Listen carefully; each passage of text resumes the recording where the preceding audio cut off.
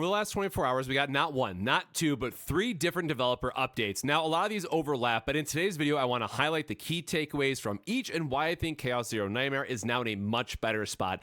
Is it perfect? Absolutely not. This video is not meant to glaze the devs nor be a negative downward spiral rant, despite how much YouTube algorithm would prefer that, but instead a more balanced approach and my honest thoughts. Once the honeymoon phase ends, it will all come down to how the first season is implemented and what income looks like at that point. So on that note, let's dive into what seems to be the 2 hottest areas of conversation. First up, let's quickly cover the PvP debate from one of the interviews. Super Creative, the dev team behind both Epic 7 and Chaos Zero Nightmare, make it pretty clear in my opinion that these 2 games will ultimately serve different roles and player bases. While it's nice we get the additional note around reducing time to complete dailies, hey, by the way, can we please get sweeps? The note around one game for PvP and the other for PvE sends a clear message that the player expectations should be focused in the respective games.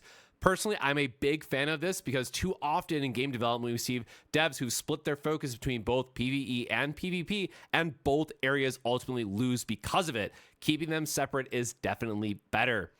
Next up, I want to quickly touch on the overall business model, which we'll loop back to at the end. In now multiple dev interviews, they have stressed they want this to be a free-to-play game up front. They go as far to say is that we'll get 200 free pulls at launch before the first season, so within the first 3 weeks of the game. As we will touch on later, the devs mentioned that a new batch of rewards will also hit once the first season rolls out. Now, I want to give credit here to Maury for creating this graph. The high-level takeaway here is that on average, we can expect double the number of 5-star unit pulls compared to a system they have in Epic 7. It's important to stress that because Chaos Zero Nightmare is a roguelike, which focuses heavily on T-building, where it's better to have an account with more units on it to use in a variety of scenarios. While it can certainly feel bad to miss out on that one waifu or husbando that you really wanted to, you could always save for double pity if you want, it will feel significantly worse in the other system because it takes more pulls. On average, the 50-50 is actually better here. The highs will be great in Chaos Zero Nightmare, but of course the lows will still feel bad. If they keep the pulls generous, I see this being an overall fine system because of the changes that we'll get into more detail later on. Now with that out of the way, on to the interview sections. One interesting note here I have to make is the overall censorship in China. For those who are unaware with the limitations, video games cannot show blood, bones, gore, etc., meaning the death scenes that we saw during the limited playtest are what we'd expect for any sort of global playtest. However, the comment here makes me believe that will either be an additional mode or setting that will amp up the details. Here, I'm actually really excited to see the direction it goes, but agree with the devs in that second part that putting too much up front could easily turn away a lot of people. Now, in that same interview, there was also a really important note regarding balancing. This was also covered in more detail during the dev video, which we'll cover next, but the specific note I like here is an example of no counterattacks. Maybe you have a favorite guardian that you saved up rerolls for. Guess what? Too bad, now they're worthless for this fight, you need to pick someone else. This is what a roguelike game should be about, and I'm glad the devs seem to be in sync with the idea, and if they're going to use these types of methods common in the genre, then we need better diversity in units, much like the extra pulls and the 50-50 I just talked about previously. Now, the obvious challenge that I have to mention here is that it'll be on the devs to carefully balance this and pay attention to how many characters players have on their accounts. Hopefully now they don't go full MiHoYo and only favor the latest limited character, but the fact that they're acknowledging this balance issue up front, or potential issue, gives me a lot of hope. With that out of the way, let's dive into the latest dev update.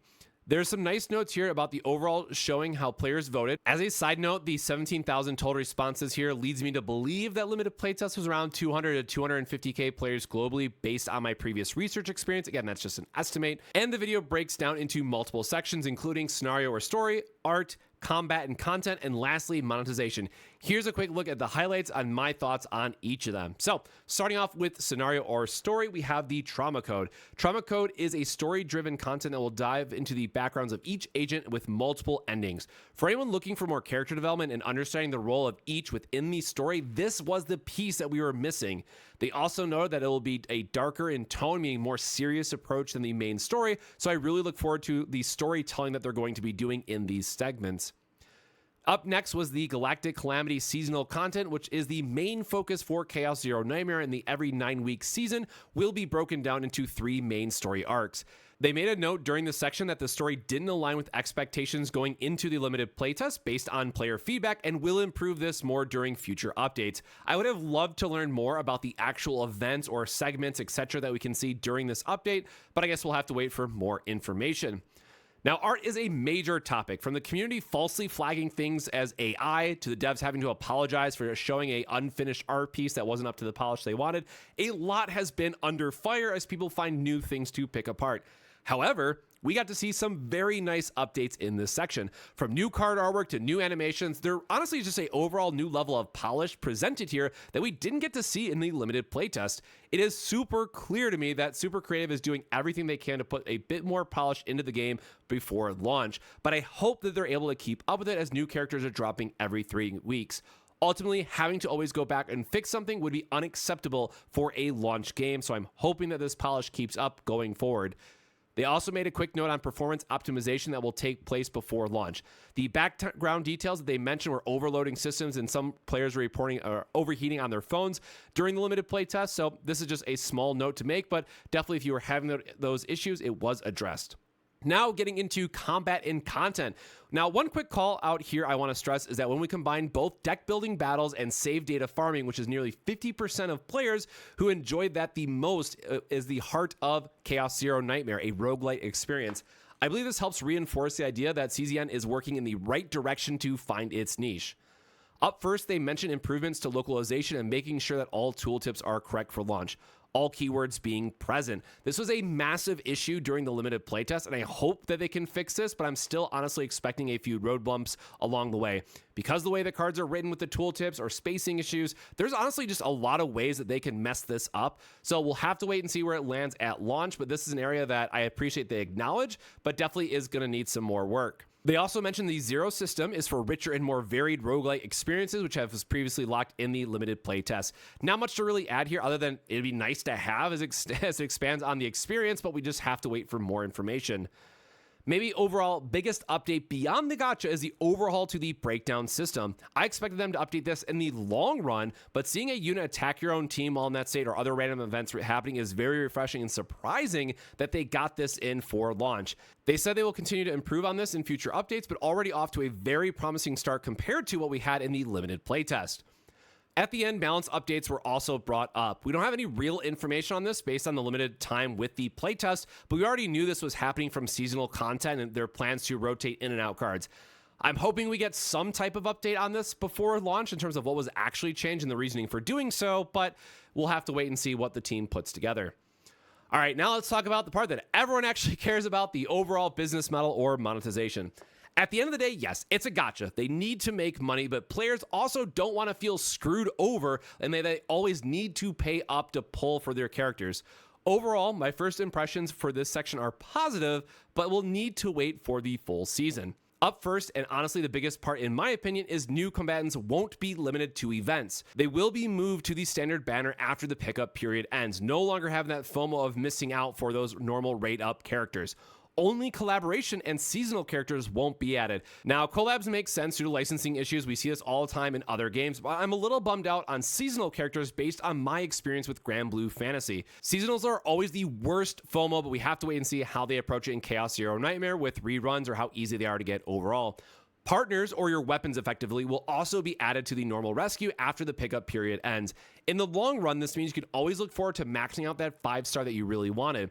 5-star partners can also be purchased from the shop once a month at 300 resources, but we don't really know exactly how many a month it will get of those resources towards the 300, so no real comment on this for now, other than I hope it's good.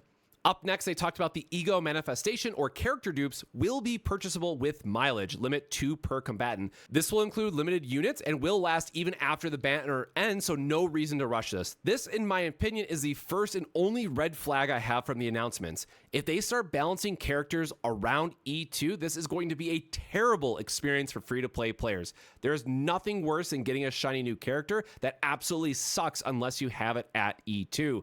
We'll have to wait and see. Nothing in the first limited playtest seemed like it was going to make or break a character, but they can mess this up in the future like we've seen so many times with other gachas. On a positive note, Ego Manifestation will be attainable through Galactic Calamity seasonal content as gameplay rewards.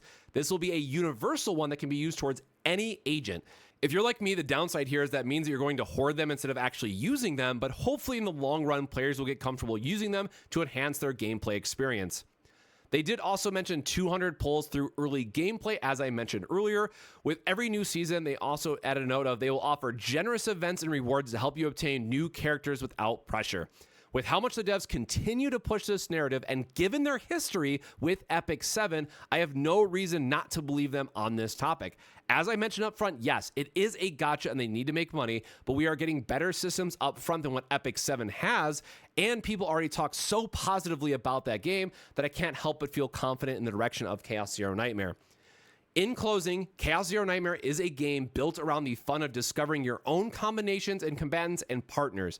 This, both in spirit and execution, is what we should expect from the game going forward. If you don't enjoy roguelike experiences, then ultimately Chaos Zero Nightmare is not going to be the game for you. But based on all the details I covered today, I personally feel very strongly about a positive direction for the game if they can execute on the seasonal content. So, what are your takes of the 3 different dev interviews? What is the one thing that you enjoyed the most, or what is the one thing you wish to yet see improved, or that one detail that was left out? Let me know in the comments down below. If you're curious on gameplay, I'd recommend checking out my previous video where I commentate over the full run that I've been using in the background for this video. But otherwise, I expect to do a lot more content once Chaos Zero Nightmare is out, so make sure to subscribe for future updates. Until next time, my friends, stay safe, stay hydrated, and I'll see you next time.